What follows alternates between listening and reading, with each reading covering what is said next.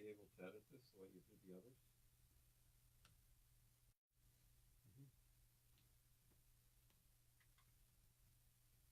Okay, there we are. We get that. It's dark again. We don't care. Lenore's already joined.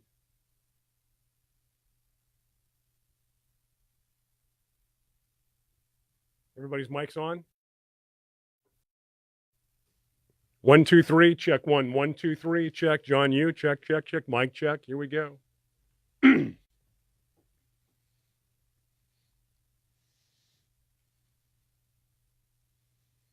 was that? It's like a backstage version of our show. That was the delay, wasn't it? So we're good? Okay, I'll just start rolling. Ready to get into this? Hey, there's John again. So we're gonna keep hearing that. You hear that delay down there when I talk? Listen. Where's it coming from? I don't know where it's coming from. Check 1. 1, 2, 3. Check mic. Check 1. 1, 2, 3.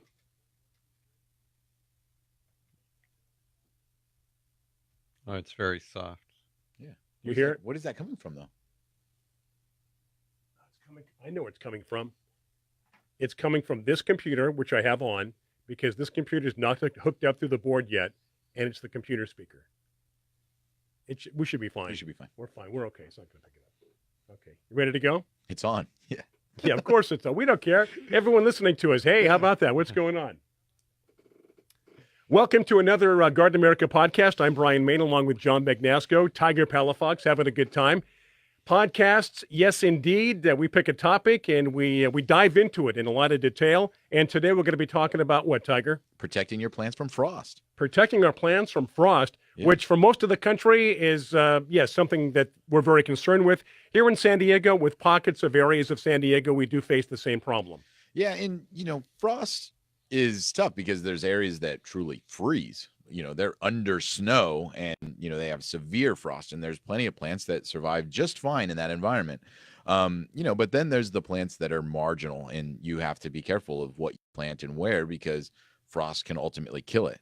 So let's get into a little bit about what frost is first. So frost is when temperatures drop below freezing or, close to freezing, where the water in the cells of the plants can ultimately crystallize and harden, and then that would kill certain parts of the plant. And most of the time it happens to tender new growth, or if the plants are just naturally sensitive or just not accustomed to having those temperatures. Well, tend to new growth because the plants aren't established yet and they don't have the defenses. Right.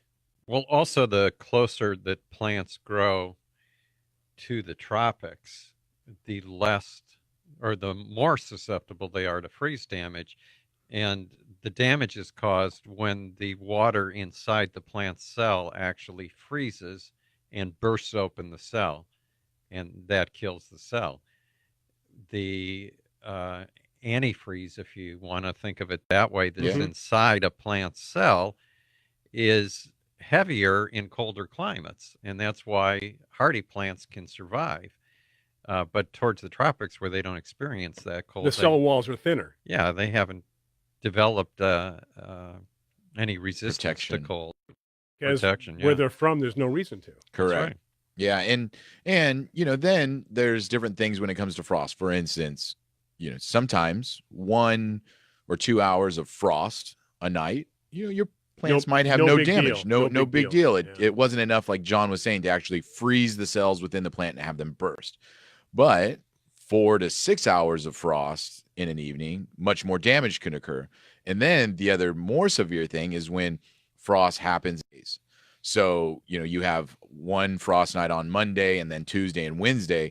That can also damage more than if you were to just have it on Monday. Because there's no let up. Right. Yeah, there's no recovery for the plant. Right. And obviously, certain plants are more susceptible to frost damage. A case in point, the hibiscus that John gave me, which was transplanted.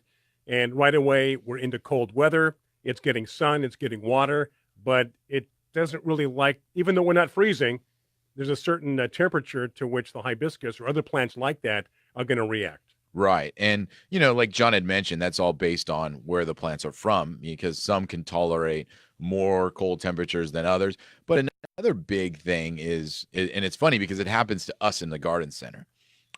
At our nursery here in San Diego, we have our houseplants in somewhat of a greenhouse. It's not really a great greenhouse, but it is protection. Enough to keep them warm. Exactly. But if those houseplants just happen to come out of a hothouse, a true hothouse where they keep the temperatures up, the wind is always moving in the house, the environment, so that way these plants never drop below. They don't harden off, is what we call it. Well, if I get those houseplants shipped to my nursery and I have cold nights, my greenhouse isn't 100%, like I said, so therefore those plants will wilt or get damage from those cold temperatures within a day. So what do you do? Because they haven't hardened off. If you know the origin of where these plants are coming from in a hothouse and they're coming to your nursery, then what do you do to prepare for that? You have to acclimate them. So that means putting them in a room that is not going to get really cold. That means protecting them, if it is going to get really cold, by maybe either putting some kind of a frost cloth on them, or, running a heater in your greenhouse to be able to keep that area warm, or some, a lot of the times wind movement is enough because frost settles, in a low spot. So if you can just move the air around, sometimes that's just enough to keep the air from settling on the plant. Giant fans. Exactly. And you'll see those in fields where they grow citrus trees. You'll see these giant fans over the fields, and it's because of that reason. You want to keep that air circulating. And therefore the frost won't settle on the plants themselves. Yeah. You learn the type of house plants or gift plants that are going to be hardier, and when you're ordering for a holiday, you know what to order. For instance, mums, the cold's not going to bother them at all. Right. But African violets, the same condition, are going to, probably more so than even orchids, are going to just turn to mush. They don't take any cold weather at all. And funny to describe it, because it truly is. Damage for frost plants is different. So, sometimes you'll see like a wilting. Okay. Sometimes you'll see like a black tip where it's almost like frost bite. Right. And then truly you do see mush sometimes, where the plant just turns into literal mush. And you think it's overwatering, a root rot issue, but in reality, it was just a frost issue. Now, we've talked about several ways that people can keep their plants warm, whether it's a cloth, whether it's lights. Of course, not LED talking about lights. Outdoor plants. Outdoor plants, no. LED lights, no, because they don't warm up. They're not warm enough. But there are certain things you can do for outside plants to keep them warm during this time of the year, if you're not in a place where it snows. Obviously. Right. Well, if you're cold at night, the temperature's been in the 30s, right, the last few nights, and what do you do at night if you're cold? You put on a blanket. Sure.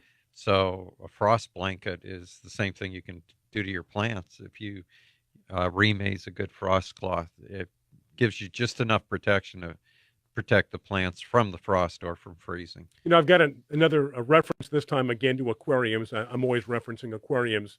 But this last week, I noticed my heater in one of my aquariums, the light was blinking on and off. Now, the light is supposed to stay on when it's heating up the water. Water reaches a certain temperature, the heater's going to kick on. So I'm watching it flicker, and I thought to myself, that's not right. Walk by, it's not flickering. Walk by again, it's flickering. Went on for a couple of days. So the other day when I went to feed the fish, my finger in the water, and it felt like a hot tub. I'm like, oh my gosh, this water's hot.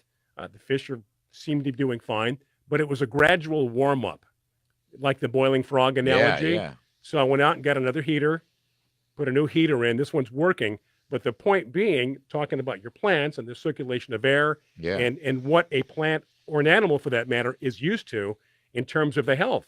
Now, had I left that heater on and the water continued to be up in the 85, 90 degrees, they would have died. Yeah, definitely. And, that will happen to certain plants during frost. Sure. So, ways of protecting your plants, outdoor garden plants, nothing in pots. John had mentioned like a frost blanket. They do sell specific frost cloth. It's kind of a white, usually porous, lightweight cloth that you can drape over it. The nice thing about that one that's designed for for frost situation is it's light and it's breathable, and it allows sunlight in, so you can actually leave it on for a day, without concern. Also, if it rains, it doesn't become too heavy, because people think, oh, I'll just throw a blanket. Well, sometimes along with freeze comes moisture, and a blanket becomes very heavy. It hits and all this heavy weight on the plant. It'll break the plant, crush it. Another thing people do will put plastic, and some people will say, oh yeah, you just drop plastic over it. But that, you can suffocate. And then, John's mentioned before that the plastic up against the leaf can actually cause a cold in the outside of it, which could actually do more damage to your plant. And can you explain that a little bit more, you don't John? want so I guess you don't want the blanket or whatever you're using to touch the plant. Just cover it, right? Well, John? if it's the frost cloth, it's okay. But the plastic, when it transfers the temperature leaning up against the plant, the temperature of the leaf is actually colder than if that wasn't not there. So, that's not a good thing. Now, if you put up some stakes and put the plastic over it, so you made a little greenhouse and it wasn't touching the plant, that would be fine. I wanted to mention one thing is if you do have, especially in Southern California, we have freezes that we're not expecting or cold weather we're not expecting. If that happens and you wake up in the morning and you see ice or frost covering your plants, on your tropicals, if you go out there with a hose and hose it off before the sun comes up, you'll eliminate damage. But if the sun comes up and is beating through that ice to melt the plant, that's when you get the damage on the plant. So you go through, if it's not too cold, and just wash it off, you might eliminate any damage you normally have. That goes along with running your sprinklers, like you're saying, in the early morning hours after a frost, can sometimes wash it off. Also, the water in the air actually warms up the ambient air around the plants to allow that frost not to set for too long. Watering your soil even, keeps the plants in the ambient temperatures warm enough too to prevent frost. Now, these are all things that, as we're mentioning, for a little bit of time of frost, one day or a few hours, they're solutions. But if you're in an area where you get severe frost for a long period of time, you have to really consider those plants to either be temporary, or you have to put them in containers and move them into environments where they can stay for long periods of time. In England, we saw all the orangeries, and it's because they loved the frost tender plants, but they knew after a certain day they had to move them into this structure, and they stayed there for all of those months until they were free from frost to be able to put them outside again. And a lot of people on the East Coast or certain areas of the country do the same thing. They bring in their house plant, or they bring in their plants to the what would it be called, a sunroom or a greenhouse. Seems like it's much easier being a gardener on the West Coast or in warmer climates than it is to a lot of people back east. And that John can attest to that, because there were certain things that you wanted to grow when you were younger that you couldn't because you lived in Michigan. Yeah, but you did get a nice rest in Michigan for about 4 months. That is the thing. Here you don't get any rest. No, there's no rest. I mean, I'm going out today and planting and weeding and mowing the lawn and trimming. Well, your mower's going to mow for you. Well, yeah, the auto mower is good for the backyard, but I still have to mow the front yard. And like you say, like, it'd be nice to just have a few month break, but I also would. And it doesn't matter how big your yard is or your patio or wherever your plants are. You got to keep doing stuff. It's maintenance. Keep an eye on it. Take a look. Does the plant look different than it did yesterday? If so, why? What's going on? And then, back to the frost, sometimes you just get it. Sometimes it's inevitable. It was a cold that you weren't expecting. Right. You couldn't get the frost blanket out there in time. You couldn't get the, lights on in the area to warm up the area. And people think one of the things to do right away is to cut it back, cut off the frost areas, protect the plant by removing the damaged parts of the plant. But that's not the case. If you cut off those areas, it almost tells the plant to grow new. And we just mentioned new growth is what's most susceptible to frost. Right. And so it's almost like you leave that on there. So that way, if you do get another frost, it's just going to damage areas that were already damaged. Well, if you go outside and your hands are cold, you don't cut your hands off. You put gloves Well, on. that's a great point. yeah. Not sure how useful it is, but it's a good point. But what Tiger's saying, even though it's not a whole lot of protection, if you have dead leaves over the plant Sure. and you leave them there, it's giving you a little bit of protection for what's below it. So you should And leave if it you- alone then. Don't Yeah, react. if you cut it off, then you get cold again. You've exposed that area that wasn't damaged before. It's now going to get colder than it did before. So yeah, it's best to wait till spring before you cut that off. And then you had mentioned, I think it was in our past show, about a product that was out there that they don't make anymore. It was called Freeze Proof, Right. but they do make anti-transparents. And Yeah. there's Cloud cover. cloud cover, wilt proof. Mhm. You can go out and spray broadleaf evergreens or tropical plants, and you will get a few degrees of protection from that. Trying to think, even in cold areas like in Michigan, where Sure. I couldn't grow the mountain laurels, but I could grow rhododendrons as long as they were protected.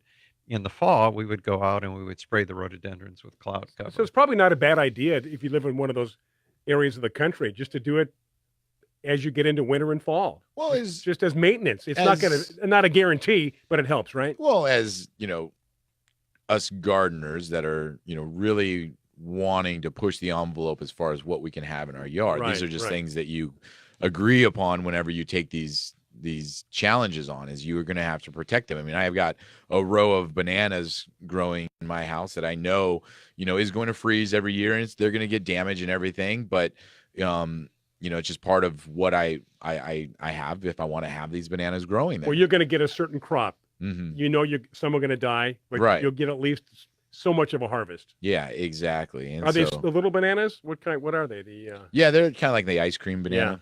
Yeah. Yeah, So, very cool. yeah. John, you I don't recall you ever growing bananas. I did grow bananas, How Wind successful were bananas. you?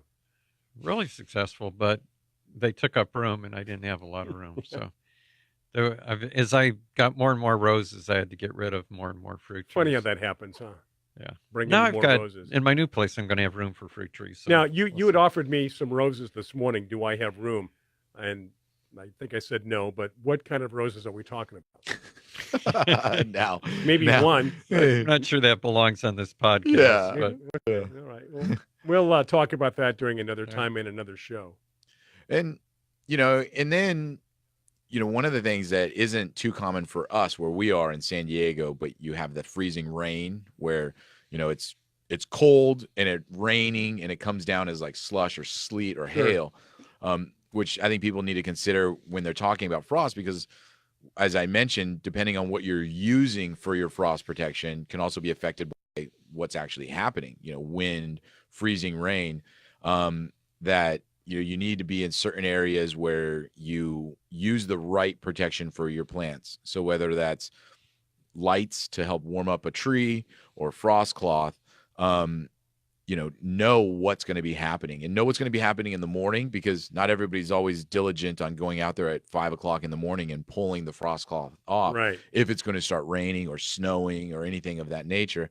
So make sure you're aware of not just the nighttime weather, but what's going to be happening the next day. I wasn't thinking of this, but I have, going up my driveway, I have a chain link fence with stephanotis growing all over it. And last year it got cold, but we had winds. I mean, like, I think 40, 50 mile an hour winds. And we usually in San Diego, we don't think about the wind chill factor, Mhm. but those winds went through and killed all the stephanotis down to the ground. And they had Wow. been there for like 4 years. So now they're coming back and they look just fine. And we had a couple freezes and they still look good. Hmm. But there was no wind along with Yeah. with that cold weather. The wind would have helped. No, the wind made it colder. That's what Okay. froze it. Yeah. Okay. You get if the temperature's 32, Yeah, true. Then that's yeah. one thing. But with wind chill, if it was down to 26, 27. As opposed to the wind circulation you were talking about earlier, Right. in terms of a plant that came from a hothouse into maybe indoors to where your nursery Yeah, is. Right. yeah. There's a difference between circulation Right. and Howling wind Howling wind, exactly. decreases. Exactly. And I wanted, before we wrap up the podcast, to mention, because you brought back up the houseplant thing, is that it takes throw in your own 2 cents here, but it takes weeks, if not longer, for a plant to become hardened off. Like people think like, oh, well, I put it outside for a couple days and so it's good to go. And, the leaves are going to be able to tolerate cold or hot or anything like that. That's not long enough. No, nowhere nearly long enough. I mean, when a grower is growing like a perennial or something like that, and they grow them and they start them in a greenhouse environment, Mm-hmm. they have to slowly migrate them outside. And again, that takes weeks, if not longer, for some plants to become hardened off.